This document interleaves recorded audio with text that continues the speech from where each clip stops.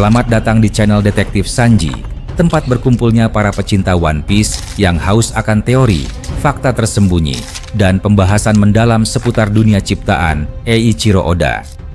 Di sini, kami tidak hanya mengikuti alur cerita, tapi juga menganalisis setiap petunjuk, menghubungkan fakta-fakta kecil yang sering terlewat, dan mencoba memecahkan misteri besar seperti siapa Joy Boy sebenarnya, apa tujuan sejati pemerintah dunia, hingga sejarah abad kekosongan yang selama ini ditutupi.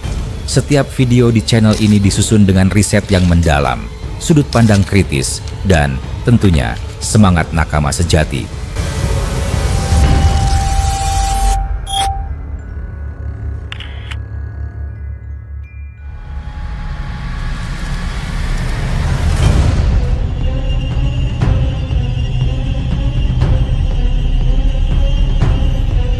Dua tahun sebelumnya, sebuah prediksi beredar bahwa Dragon akan muncul dalam kisah sejarah besar yang sudah lama terkubur. Peristiwa yang bahkan Angkatan Laut sendiri berusaha hapus dari catatan. Tragedi God Valley. Banyak yang membayangkan bahwa kehadirannya hanya sekilas, sekadar potongan kecil dalam rangkaian besar misteri dunia. Namun ternyata yang terjadi jauh lebih mengejutkan. Bukan sekadar hadir, melainkan tampil sebagai penyelamat Shanks dan Shamrock, dua nama yang kelak akan mengguncang dunia. Fakta itu menimbulkan kejutan besar, seakan membuka pintu menuju pemahaman baru tentang siapa sebenarnya Dragon, apa yang ia perjuangkan, dan mengapa ia memilih jalan yang berbeda dari sang ayah, Monkey D. Garp. Dragon, sejak awal, digambarkan sebagai sosok yang hidup di bawah bayang-bayang Garp, pahlawan terbesar Angkatan Laut. Seorang ayah yang penuh kebanggaan, selalu dipuji karena keberaniannya, dan dijadikan teladan keadilan oleh banyak orang. Bagi Dragon muda, mengikuti langkah sang ayah adalah sesuatu yang wajar. Masuk Angkatan Laut adalah jalan paling cepat untuk membawa keadilan ke dunia. Harapan itu terlihat jelas dengan kekuatan, dengan disiplin, dengan semangat yang sama seperti Garp, dunia akan menjadi lebih baik. Tetapi harapan itu hanya bertahan sampai hari di mana langkahnya membawanya ke God Valley. God Valley bukan sekadar sebuah pulau. God Valley adalah mimpi buruk. Tempat di mana pemerintah dunia menunjukkan wajah aslinya, wajah yang selama ini disamarkan dengan simbol-simbol keadilan. Di sana, Dragon muda menyaksikan betapa rapuhnya kebenaran yang ia yakini. Misi Angkatan Laut yang datang bersama Tenryubito bukanlah misi perlindungan, melainkan pembersihan. Rakyat sipil tidak diselamatkan, mereka dieksekusi. Anak-anak ditangkap, keluarga dihancurkan, seluruh desa dibakar, hanya demi kesenangan kaum bangsawan langit. Bayangan keadilan runtuh di depan matanya, berganti dengan kenyataan pahit bahwa Angkatan Laut hanyalah tangan kanan dari sebuah sistem yang busuk hingga ke akar. Di usia 17 tahun, menyaksikan pembantaian semacam itu adalah pukulan yang tak terbayangkan. Dragon bukan hanya sekadar kaget atau marah, tetapi hatinya hancur berkeping-keping. Sosok ayah yang selalu diagungkan ternyata ikut berada di dalam pusaran itu. Garp memang seorang pahlawan, namun bahkan pahlawan sepertinya terikat pada rantai perintah pemerintah dunia. Semua tindakannya, betapapun heroik, tetap tak mampu menumbangkan sistem yang ada. Puluhan tahun berjuang, ratusan bajak laut ditangkap, ribuan nyawa diselamatkan, tetapi dunia tetap sama. Perbudakan tetap ada, ketidakadilan tetap terjadi, dan seorang penguasa misterius bernama Imusama masih duduk di atas singgasana kosong. Pelajaran terbesar dari God Valley adalah kesadaran bahwa keadilan yang dipuja ternyata hanyalah ilusi. Dragon menyadari bahwa sekencang apapun teriakan Garp, sekuat apapun pukulannya, semua tidak berarti di hadapan sistem yang menjaga status quo. Dan jika seorang Garp tidak bisa mengubahnya, maka tidak ada alasan untuk percaya bahwa seorang prajurit muda bisa melakukannya dari dalam. Dari tragedi itulah lahir tekad baru. Perubahan sejati hanya mungkin jika sistem itu sendiri dihancurkan, akar demi akar, hingga tak tersisa sedikit pun. Namun, God Valley tidak hanya menjadi saksi lahirnya tekad seorang revolusioner. Peristiwa itu juga menyimpan misteri yang hingga kini belum terjawab sepenuhnya. Shanks yang kelak menjadi salah satu Yonko paling ditakuti ditemukan oleh Roger di dalam sebuah peti. Mengapa bayi berada di dalam sana? Dan bagaimana dengan Shamrock, saudara kembarnya? Pertanyaan itu membuka kemungkinan bahwa Dragon terlibat langsung dalam penyelamatan mereka. Ada pula kisah tentang buah iblis langka, disebut sebagai salah satu harta paling berharga dari turnamen elit dunia yang dimakan Dragon dalam keadaan terpaksa demi menyelamatkan bayi yang tak berdaya. Keputusan itu bukan dilandasi ambisi, melainkan sebuah naluri penyelamatan. Seketika, takdir dunia berubah arah. Di sisi lain, God Valley juga menyisakan trauma pada seorang anak lain. Marshall Day Teach, kelak dikenal sebagai Blackbeard, bertahan hidup dari tragedi itu tanpa orang tua, tanpa pelindung, tanpa masa depan. Kesepian, kotor, terisak di bawah cahaya bulan, ia tumbuh dengan amarah dan kehampaan. Hidupnya menjadi cermin gelap dari kehidupan Shanks yang diselamatkan. Pertanyaan pahit pun menggantung. Mungkinkah kebahagiaan Shanks sebenarnya adalah kebahagiaan yang seharusnya dimiliki Teach jika takdir berkata lain? Tragedi God Valley tidak hanya membentuk Dragon, tetapi juga membentuk musuh-musuh besar dunia di masa depan.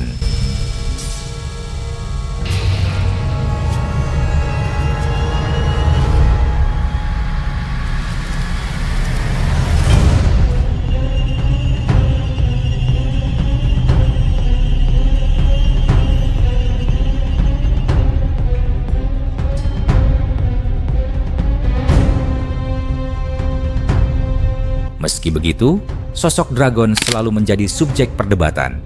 Banyak yang menganggapnya pasif, bahkan pengecut. Mengapa tidak hadir di Marineford untuk menolong Luffy?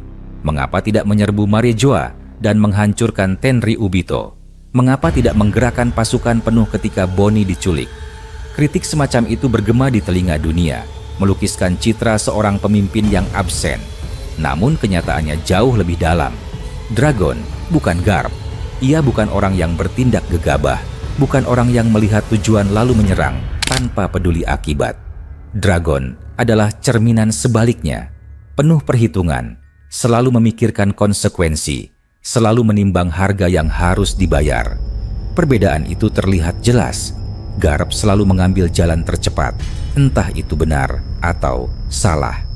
Dragon, sebaliknya, memikirkan dampak jangka panjang. Jika Garp rela mengorbankan dirinya demi momen heroik, Dragon rela mengorbankan momen heroik demi perubahan yang abadi. God Valley adalah saksi lahirnya pola pikir itu. Sejak tragedi itu, Dragon tahu bahwa kekuatan fisik saja tidak cukup. Dunia hanya akan berubah jika sistemnya runtuh. Dan untuk itu, dibutuhkan kesabaran, strategi, serta pengorbanan yang lebih besar daripada sekadar kemenangan di medan perang. Dalam satu momen singkat di God Valley, Dragon memeluk Shanks kecil di lengannya. Ia melihat rapuhnya kehidupan seorang anak, begitu mudah hancur, begitu mudah hilang. Dari momen itu, lahir kesadaran pahit. Jika ingin menumbangkan dunia lama, tidak boleh ada sesuatu yang mengikat terlalu erat.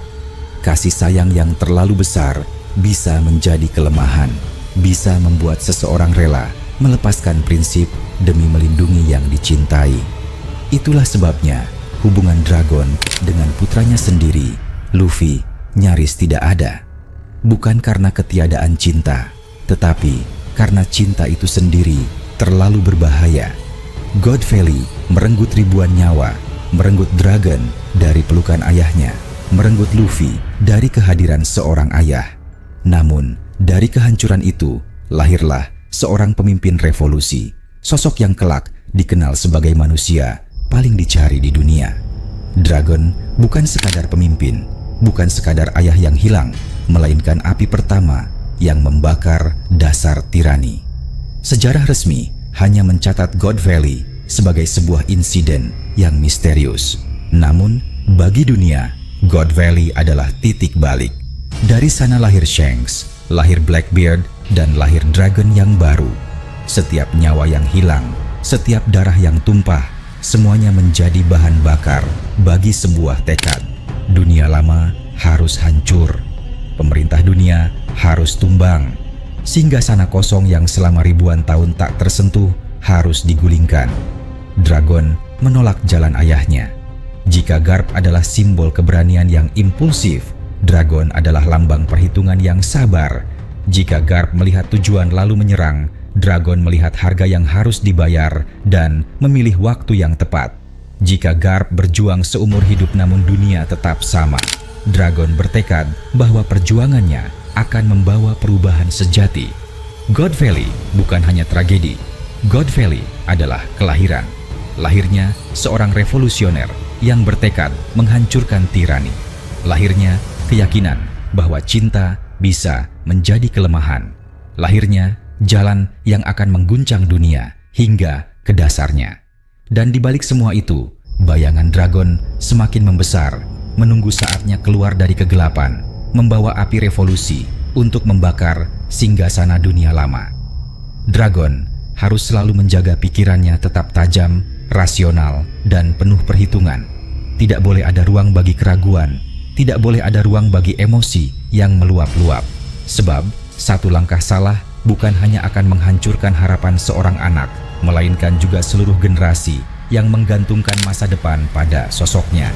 Seorang ayah, seorang pemimpin, seorang revolusioner.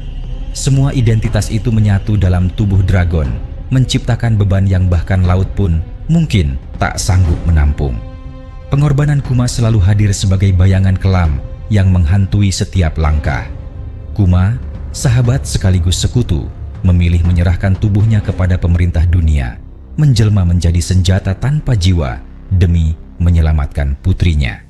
Penderitaan itu menegaskan bahwa jalan revolusi adalah jalan tanpa kembali. Dragon melihat penderitaan itu, merasakan setiap luka yang tidak kasat mata, dan sadar bahwa jika ia berada terlalu dekat dengan putranya, maka Luffy akan ikut terseret ke dalam nasib serupa.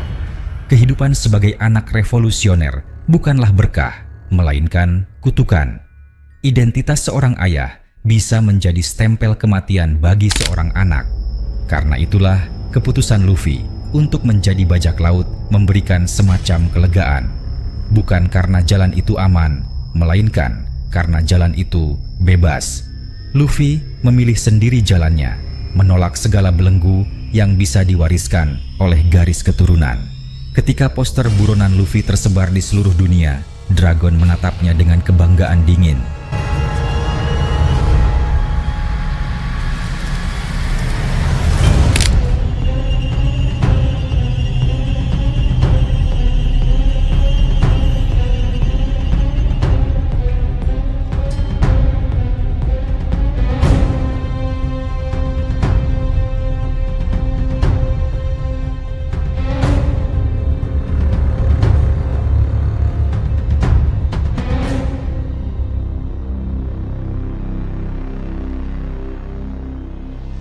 Ada senyum samar yang mungkin tidak pernah terlihat oleh siapapun.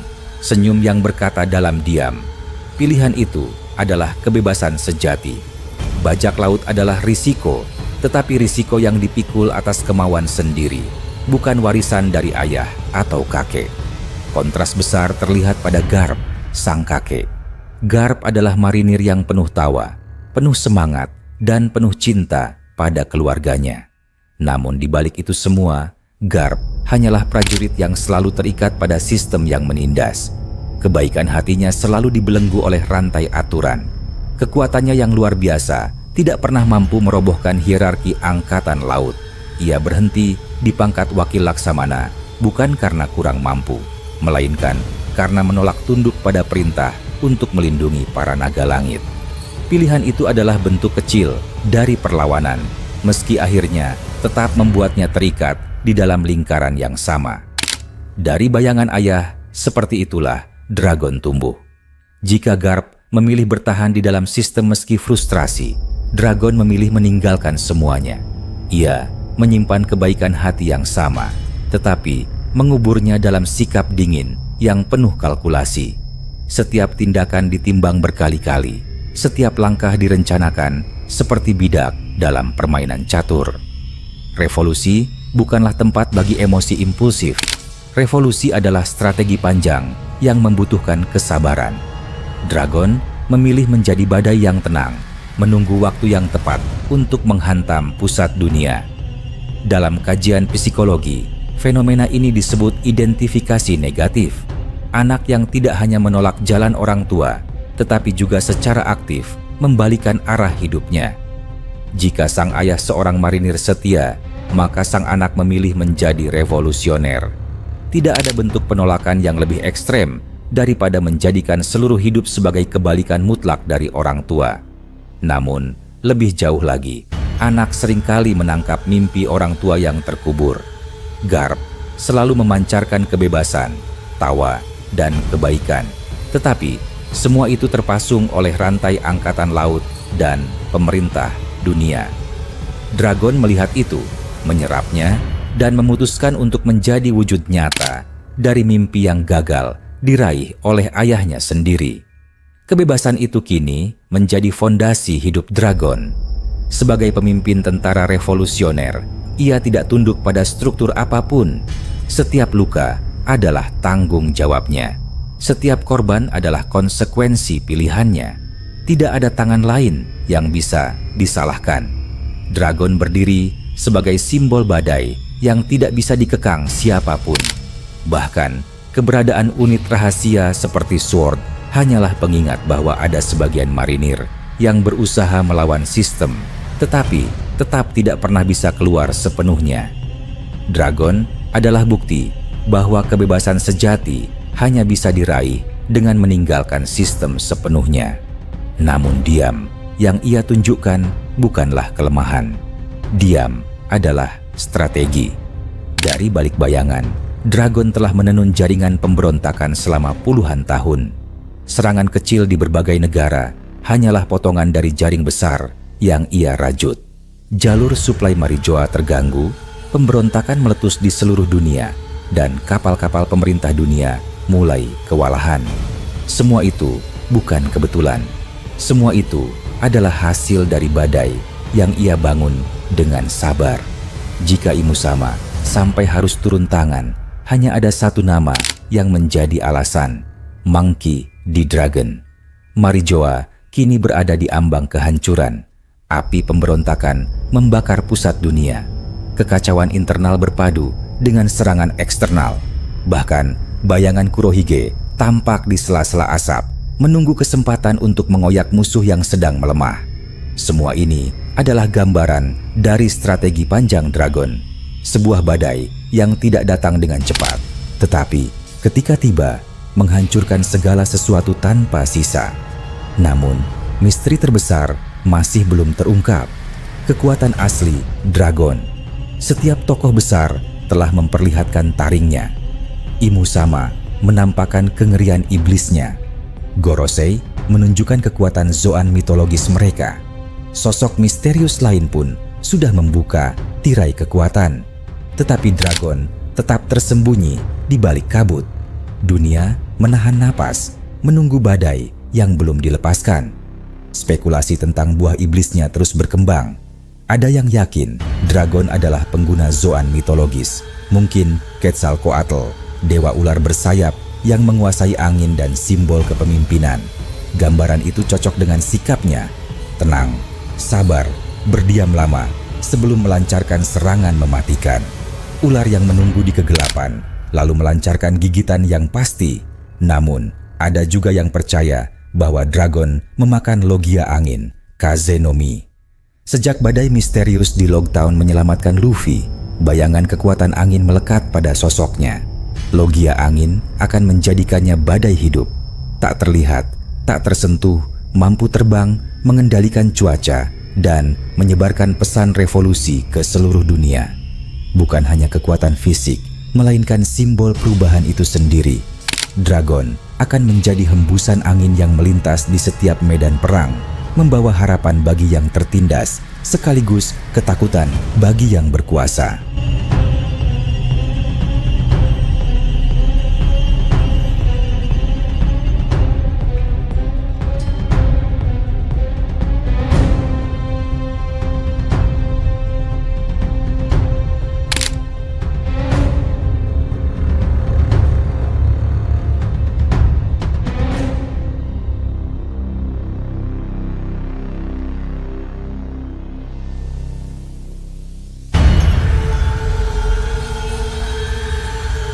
Jika benar Zoan mitologis, maka Dragon akan berdiri sejajar dengan elit pengguna buah iblis terkuat.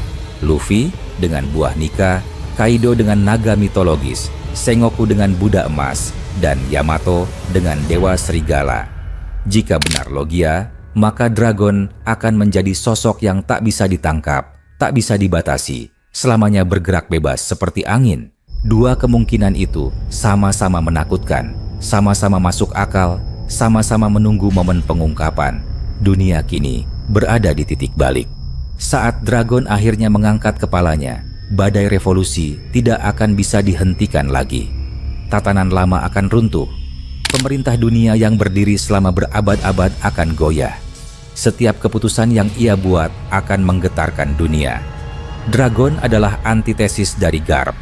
Jika Garp memilih tertawa meski terbelenggu, Dragon memilih membeku demi menghancurkan rantai. Jika Garp bertahan di dalam sistem sambil melawan sedikit, Dragon memilih menghancurkan sistem dari luar. Jika Garp hanya bisa menyaksikan cucunya menuju eksekusi, Dragon bersiap menjadi badai yang meruntuhkan tiang pancang eksekusi itu.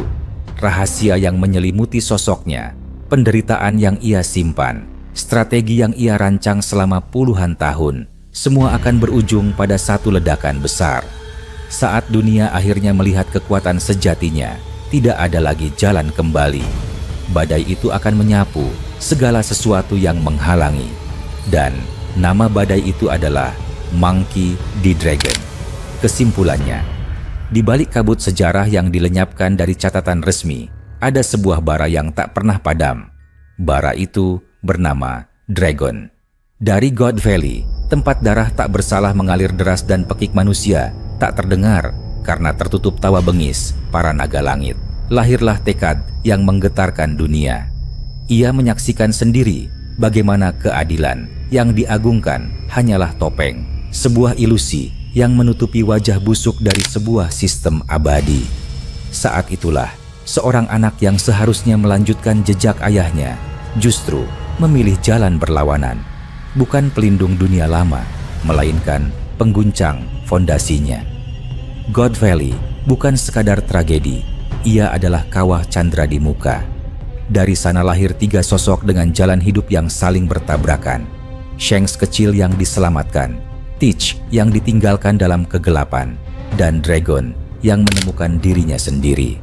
Tiga takdir, tiga percikan api, semua terhubung pada satu titik. Sebuah insiden yang pemerintah dunia ingin hapus, namun sejarah sejati tak pernah bisa dibunuh. Dragon tumbuh dalam bayangan Garp, sang pahlawan yang penuh tawa, namun terikat rantai aturan. Dari Garp, ia mewarisi keberanian, tetapi dari God Valley, ia mewarisi luka yang mengajarkan bahwa keberanian saja tidak cukup. Dunia tidak berubah dengan pukulan, melainkan dengan menghancurkan akar tirani. Inilah yang membuat Dragon berbeda. Ia bukan api yang menyala-nyala lalu padam, melainkan badai yang tenang, menunggu, mengendap, hingga tiba saatnya menghancurkan segalanya sekaligus. Bayang-bayang penderitaan Kuma menegaskan jalan itu. Revolusi adalah kutukan tanpa jalan pulang. Itulah mengapa Dragon menjaga jarak dari Luffy. Bukan karena tiada cinta, melainkan karena cinta bisa menjadi rantai baru. Namun ketika Luffy memilih jalannya sendiri sebagai bajak laut, Dragon menatapnya dengan senyum dingin. Sebuah kebanggaan tersembunyi karena anaknya berhasil meraih kebebasan dengan tangannya sendiri, bukan sebagai warisan dari nama besar keluarga D. Kini, dunia bergetar menanti badai yang belum dilepaskan. Apakah Dragon penguasa angin, Logia yang tak tersentuh, atau Zoan mitologis yang menjelma dewa bersayap? Tak seorang pun tahu. Misteri itu justru membuatnya lebih menakutkan, karena badai yang belum terlihat adalah badai yang paling mematikan. Jaringan pemberontakannya telah merobek jalur suplai Marijoa, menggoyahkan singgasana yang selama ribuan tahun dianggap tak terguncang. Dan setiap riak kecil hanyalah prolog bagi ledakan besar yang akan datang. Dragon adalah antitesis dari Garp, bayangan gelap dari pahlawan terang. Jika Garp berjuang sambil tertawa, Dragon berjuang sambil diam. Jika Garp melawan sambil tetap tunduk pada sistem, Dragon memilih menghancurkan sistem itu dari akarnya. Dunia telah melihat naga, dewa, bahkan iblis. Namun, badai sejati belum datang. Saat Dragon akhirnya melepaskan kekuatannya, tak ada lagi jalan kembali. Singgasana kosong yang dijaga berabad-abad akan runtuh, dan nama badai itu akan bergema di seluruh lautan. Monkey D. Dragon. Untuk saat ini, dunia hanya bisa menahan napas. Karena ketika badai itu pecah, sejarah tidak lagi ditulis dengan tinta, melainkan dengan darah dan angin yang mengguncang segala sesuatu hingga ke dasar.